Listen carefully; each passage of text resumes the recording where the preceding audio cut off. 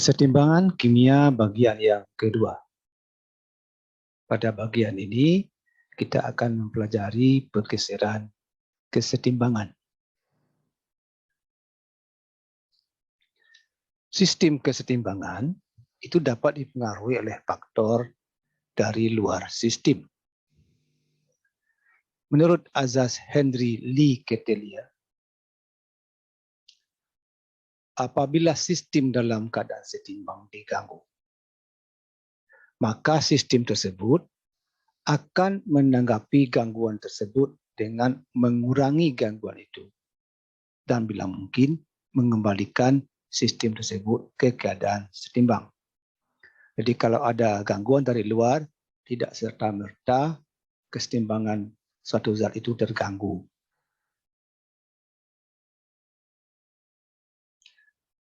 Maksudnya, apabila ada reaksi dalam keadaan setimbang, itu diganggu,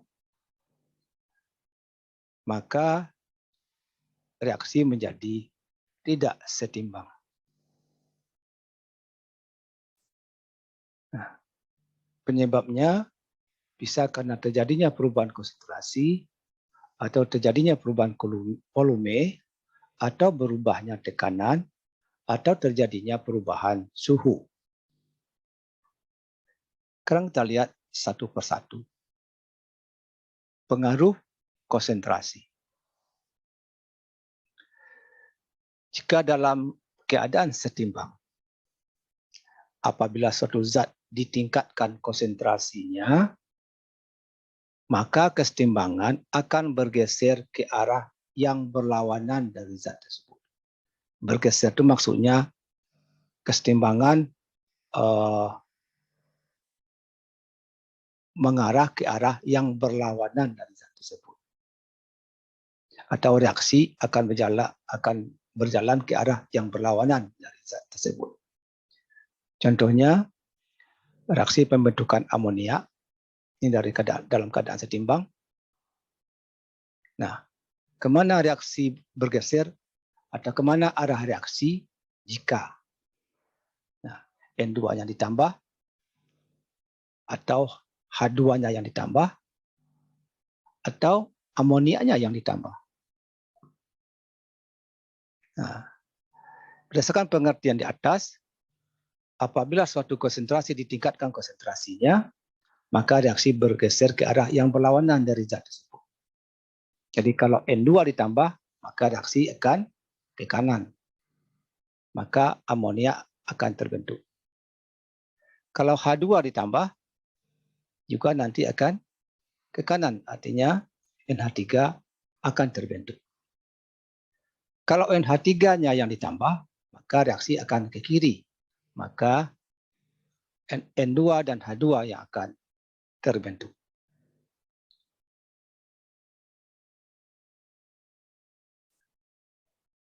Nah, apabila salah satu zat dikurangi konsentrasinya, maka kesetimbangan akan bergeser ke arah zat yang dikurangi tersebut. Contohnya,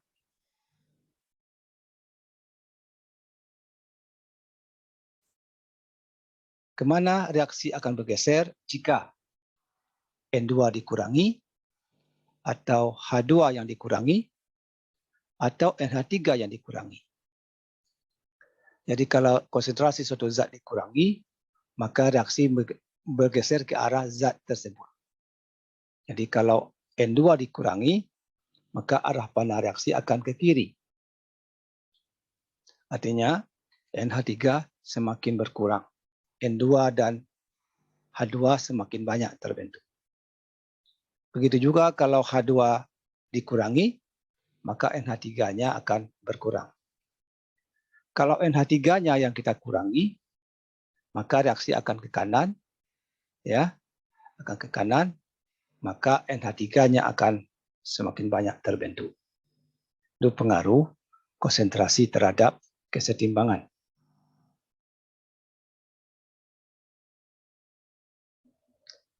Sekarang pengaruh volume dan konsentrasi.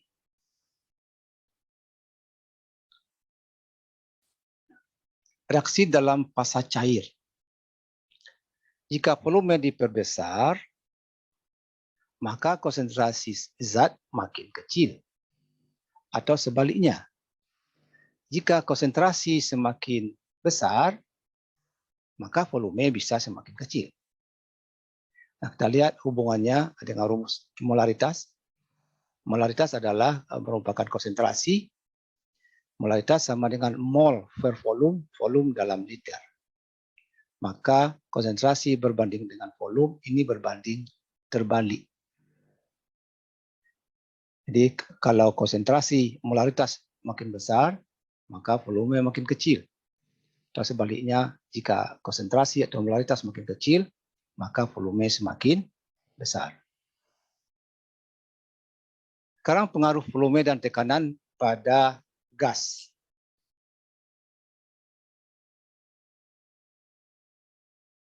Kita lihat rumus ya, persamaan gas ideal. P kali V sama dengan N kali R kali T. T ini suhu dalam Kelvin. Kalau volumenya kita pindah ruas kanan, sehingga kita lihat perbandingan P ini tekanan, V ini volume, perbandingan tekanan dan volume juga berbanding terbalik. Jika tekanan diperbesar, maka volume makin kecil. Atau jika volume diperbesar, tekanan makin kecil. Nah, ini misalnya contoh ini. Jadi tabung ini ya. Jadi kalau kita beri tekanan lebih besar, nah maka volume makin kecil. Jadi seandainya tekanan kita kurangi, maka volumenya akan lebih besar.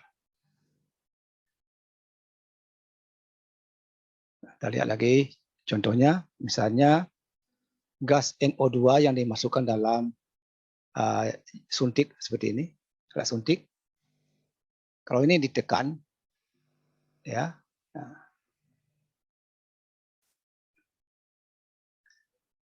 jadi NO2 nanti akan berubah menjadi N24 atau nitrogen pentaoksida. Jika volume ini kita kecilkan, ya, dengan menekan ini, artinya tekanan semakin besar. Atau jika tekanan kita beri makin besar, maka volume makin kecil. Nah, jika volume semakin kecil, tekanan semakin besar, maka reaksi bergeser ke arah koefisien zat yang lebih kecil. Nah, kalau kita lihat di contoh ini koefisiennya 2, ini 1. Jadi kalau volumenya kita perkecil atau tekanan yang kita perbesar, maka reaksi akan bergeser ke arah jumlah koefisien yang lebih kecil. Artinya N24 semakin banyak terbentuk.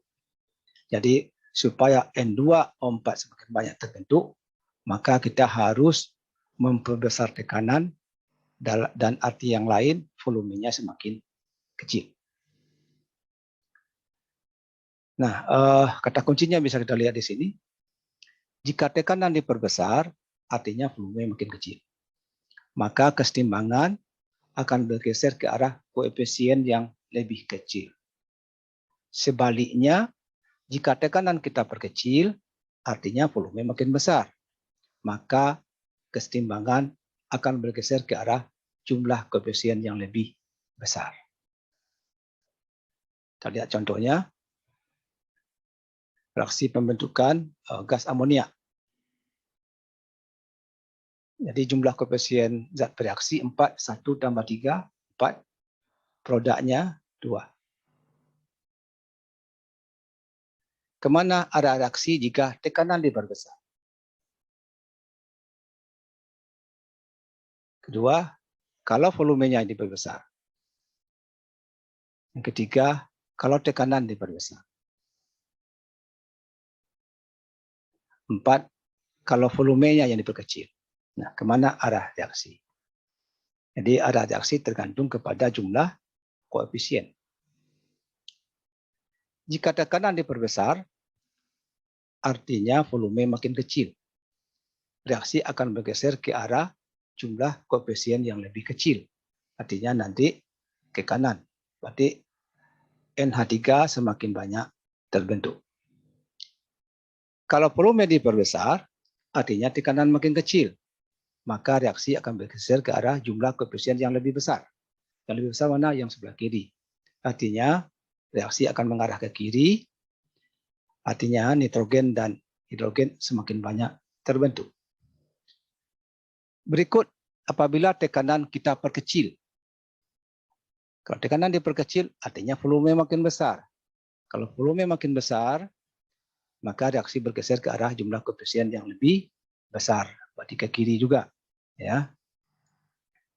Nah, kalau volume kita perkecil, artinya tekanan makin besar, maka reaksi akan bergeser ke arah jumlah koefisien yang lebih kecil.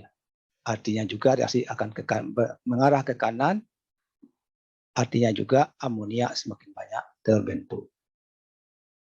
Jadi supaya amonia banyak terbentuk, maka yang harus dilakukan adalah meningkatkan tekanan atau mengurangi volume.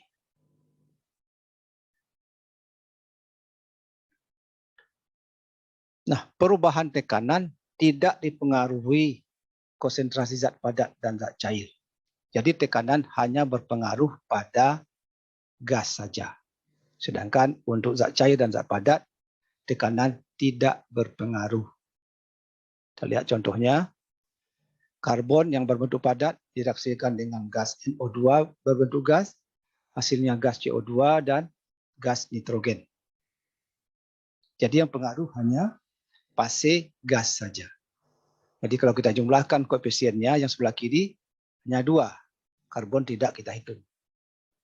Kemudian produknya 3, ya. 1 ditambah 2, 3. Sehingga nanti kalau ada pertanyaan, kemana reaksi bergeser apabila tekanan diperbesar? Kemana reaksi bergeser apabila volume diperbesar? Kemana arah reaksi apabila tekanan diperkecil? Kemana arah reaksi kalau volume diperkecil? Nah, berarti kita bisa menjawabnya karena pertimbangannya adalah jumlah koefisien reaksi gas saja.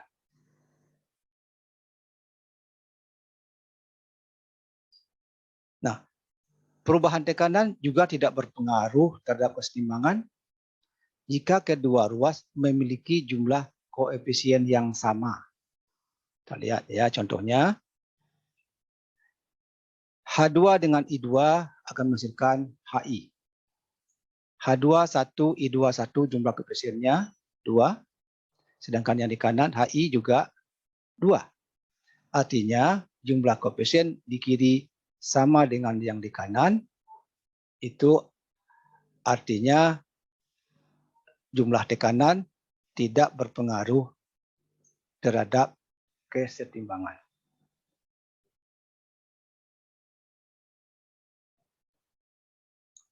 Kita lihat lagi contoh, ini PCl3 dengan amonia, gas sama gas ya, dihasilkan 3 HCl gas juga dan PNH2 3 kali gas. Sekarang kita hitung koefisiennya ini 1 tambah 3, 4, hasilnya 3 tambah 1, 4. Ya, berarti koefisien reaksi kiri dan kanan sama. Nah, apakah kemana ke arah reaksi kalau tekanan diperbesar, volume diperkecil, tekanan diperkecil, volume diperbesar. Jadi reaksi nanti tidak akan bergeser ke kiri dan ke kanan walaupun tekanan dan volume dirubah. Karena apa? Karena jumlah koefisien di kiri dan di kanan sama. Selanjutnya pengaruh perubahan volume. Apabila volume diperbesar, artinya kita terjadi pengenceran. Maka reaksi kesetimbangan akan mengarah ke jumlah partikel yang lebih banyak.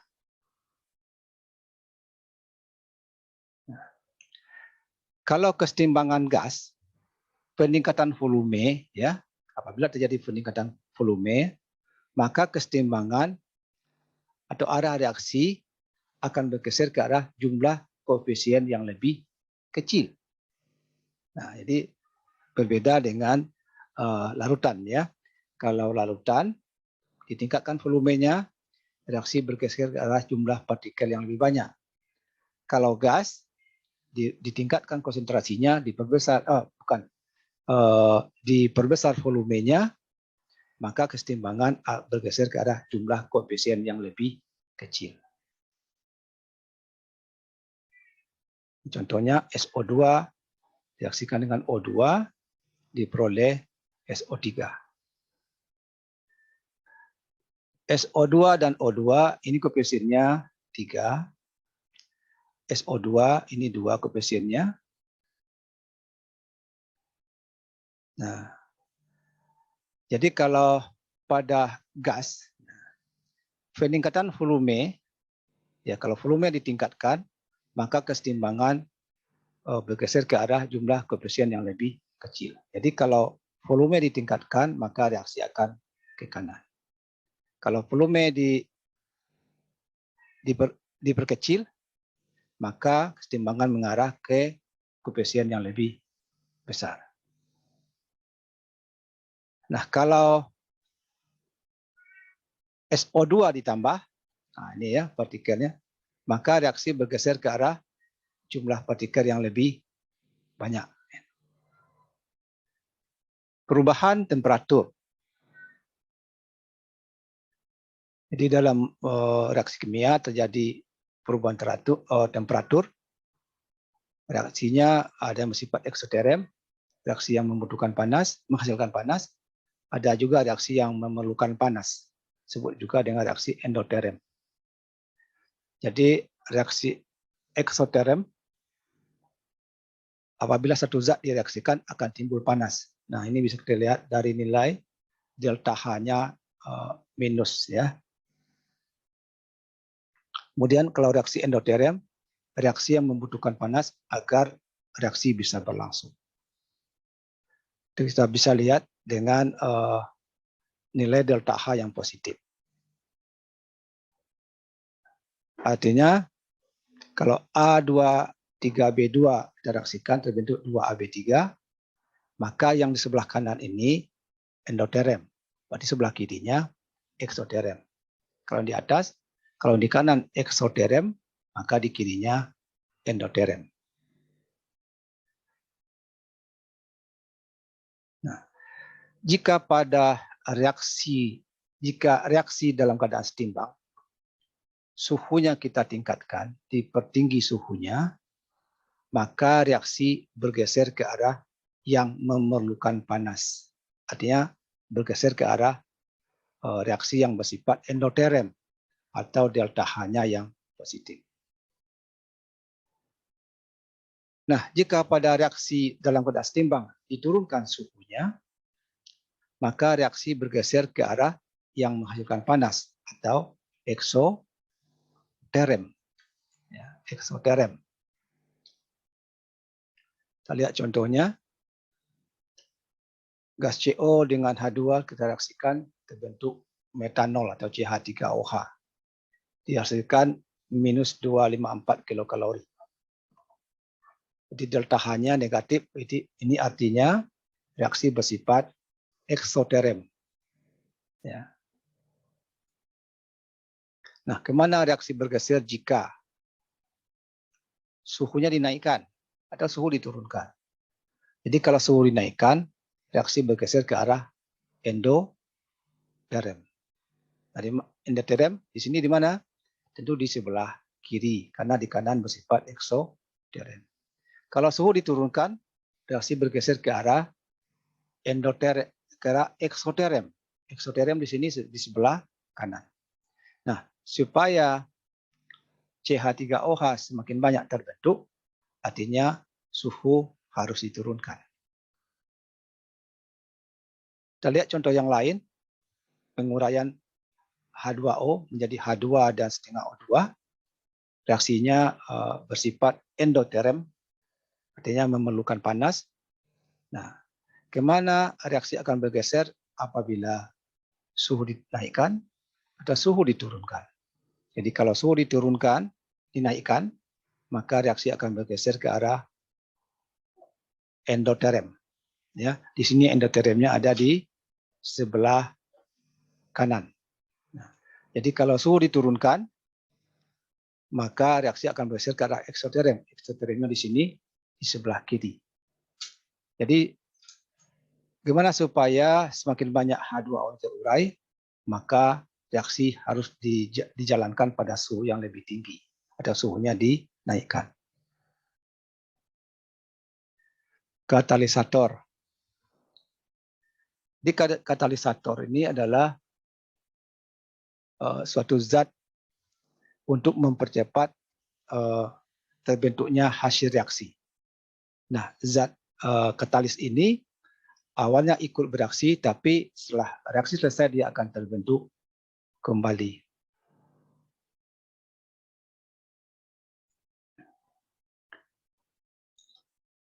Jadi dalam industri logam ini biasanya juga memerlukan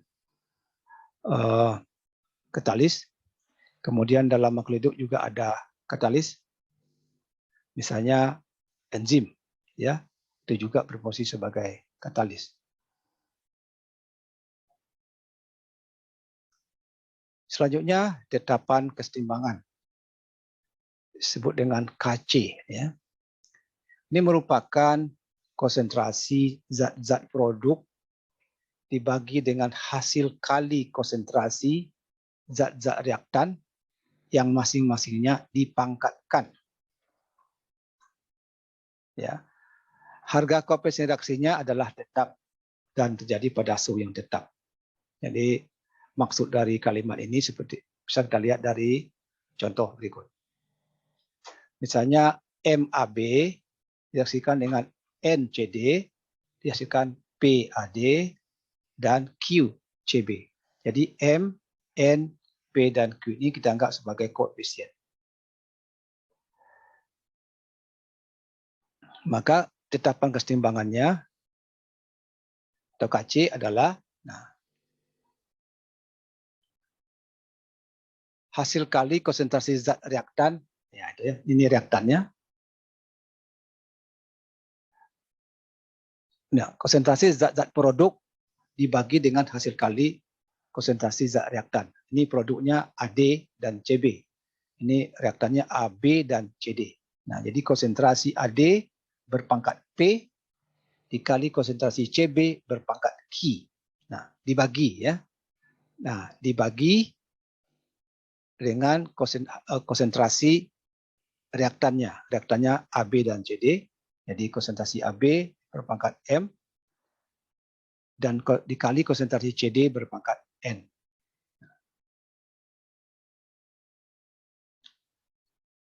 Contoh ya. Nah, itulah KC dari reaksi kesetimbangan berikut. Nah, pada suhu 400 derajat Celcius di dalam ruangan ya dengan volume 1 liter, sistem dalam keadaan setimbang. Ini reaksinya ya, HBr terurai menjadi H2 dan Br2. Ketika tercapai kesetimbangan, terdapat 0,25 mol H2,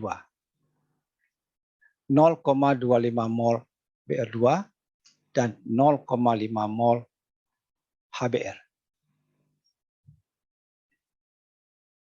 Pertanyaannya, hitunglah tetapan kesetimbangan reaksi ini atau nilai KC-nya. Sekarang kita jawab. Dalam keadaan setimbang, ya, HBr-nya 0,5 mol, H2-nya 0,25 mol, Br-nya juga 0,25 mol. Kita masukkan ke dalam rumus. Berarti konsentrasi H2 dikali konsentrasi Br2 dikali konsentrasi HBr, ini berpangkat, ini pangkat sebenarnya ya, berpangkat 2. Harusnya angka 2 yang di atas harusnya. Kita masukkan ini 0,25 mol per volume semuanya. Karena volumenya tidak kita ketahui tadi ya. Ada 1 liter ya. Kemudian BR-nya 0,25 mol per volume. Kemudian dibagi dengan 0,5 mol ya per volume berpangkat 2. Jadi kalau 0,5 mol dikali 0,5 mol, artinya nanti dapat 0,25 mol. Jadi 0,25 dikali 0,25 dapat 0,065. Molnya berpangkat 2, volumenya dikali volume berpangkat 2 juga. Bawahnya 0,5 mol dikali 0,5 mol, 0,25 mol, molnya pangkat 2, volume pangkat 2, maka mol pangkat 2 per volume pangkat 2 dibagi mol pangkat 2 per volume pangkat 2 bisa dihapus. Sehingga yang tinggal 0,65 dibagi 0,25 dapat 0,2. Inilah nilai Kc-nya, tetapan kesetimbangannya. Sekarang soal latihan. Nah, di dalam wadah dengan volume 2 liter, dimasukkan 0,5 mol HI, lalu terurai menurut reaksi. Jadi HI terurai menjadi H2 dan I2. Nah, jika I2 yang terbentuk adalah 0,02 mol, maka hitunglah tetapan kesetimbangannya.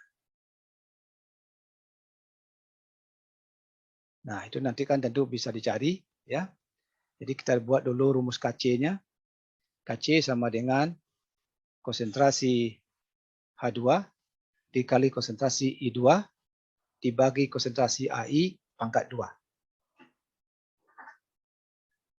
Dalam volume 2 liter.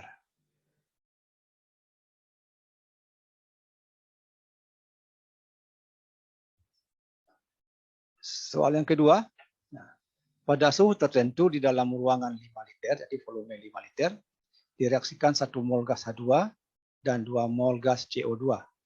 Nah, dalam keadaan setimbang, H2 direaksikan dengan CO2, direaksikan H2O dan CO. Harga Kc-nya diketahui 4,0. Ya, 4,0. Nah, tentukan susunan gas-gas dalam keadaan setimbang. Tentu ini juga nanti bisa dihitung, ya. Selanjutnya kesetimbangan heterogen. Nah, apabila zat-zat yang berada dalam keadaan setimbang tetapi tidak sama wujudnya. Contohnya Fe dalam bentuk padat solid, H2O dalam bentuk gas, hasilnya Fe34 ini sebenarnya, ya, Fe34 dalam bentuk padat dan H2 dalam bentuk gas. Maka yang kita hitung hanya yang fase gasnya saja. Ya, fase gasnya saja, artinya H2 berpangkat 4 dibagi H2O berpangkat 4. Sedangkan Fe dan Fe34-nya tidak kita hitung.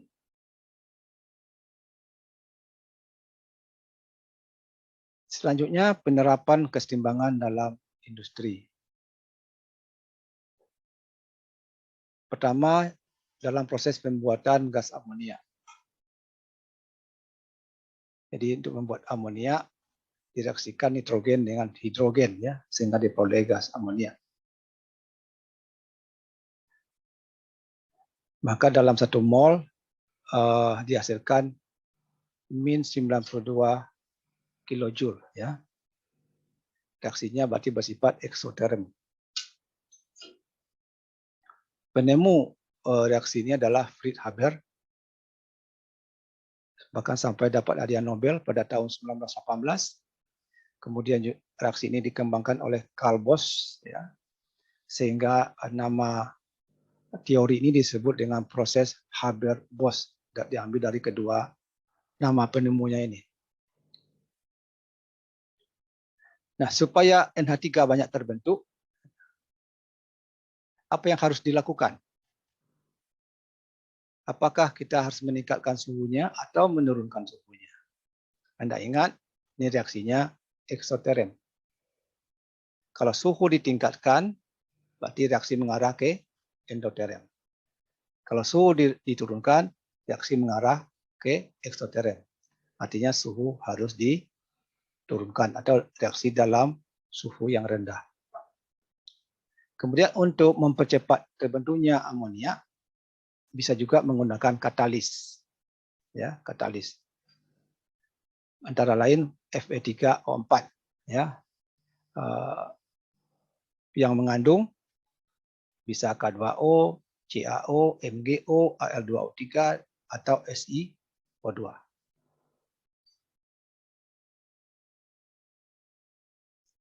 Nah, kita lanjutkan penjelasan tentang pembuatan amonia. Dari teori ini, reaksi bersifat eksoterm. Kalau bersifat eksoterm, maka reaksi harus dilakukan pada suhu rendah. Tapi kenyataannya, reaksi berjalan lambat pada suhu rendah. Ya. Nah, yang optimal suhunya dilakukan pada 400 sampai 500 derajat Celcius dan tekanan 1000 MPa. Nah, H2 ini diambil dari gas alam. Ya. Sedangkan nitrogen diambil dari udara. Kegunaan dari gas amonia ini selanjutnya bisa digunakan untuk membuat pupuk ZA, bisa juga untuk membuat pupuk urea, atau bisa juga untuk membuat asam nitrat. Selanjutnya boiler, ya. Penerapan keseimbangan kimia juga berlaku pada boiler. Jadi boiler ini prinsipnya mengubah air menjadi uap. Di air diberikan suhu yang tinggi sehingga dia menguap, ya. Nah, uap yang dihasilkan digunakan untuk menggerakkan turbin pembangkit listrik, ya. Biasanya digunakan untuk industri-industri. Nah, di mana perlunya keseimbangan? Keseimbangan diperlukan adalah panas yang masuk, ya, ke dalam boiler dengan yang keluar boiler itu harus sama, ya, harus setara dan kontinu supaya listrik yang dihasilkan atau energi yang dihasilkan bisa stabil. Itu juga pada stasiun sterilizer pada pabrik pengolahan kelapa sawit. Ini juga menerapkan sistem kesetimbangan.